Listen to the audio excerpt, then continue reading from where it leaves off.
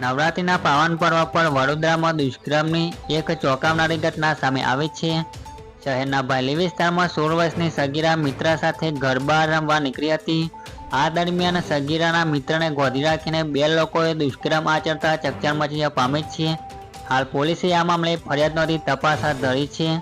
વડોદરાના ભાયલી વિસ્તારની ઘટનાના પગલે શહેર અને જિલ્લા પોલીસ અધિકારીઓ સાથેનો કાફલો ઘટના સ્થળે પહોંચીને તપાસ શરૂ કરી હતી।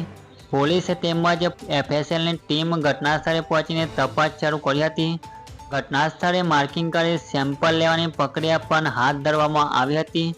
ઘટના સ્થળેથી ઝાંઝર અને તૂટેલા ચશ્મા મળતા પોલીસે કબજે કર્યા હતા।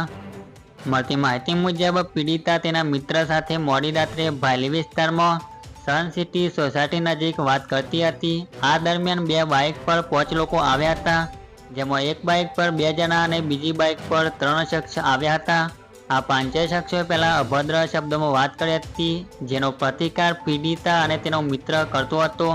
આમાંથી 2 લોકો પહેલા નીકળી ગયા હતા અને બાકીના 3માંથી એક શખ્સે પીડિતાના મિત્રને ગોધી રાખ્યો હતો અને 2 શખ્સે પીડિતા પર દુષ્કર્મ આચર્યું હોવાની ઘટના હાલ સામે આવી રહી છે। તો આ હતી અત્યારની અપડેટ। વધારે અપડેટ મેળવવા માટે અમારી આ ચેનલ પર જોડાયેલા રહો।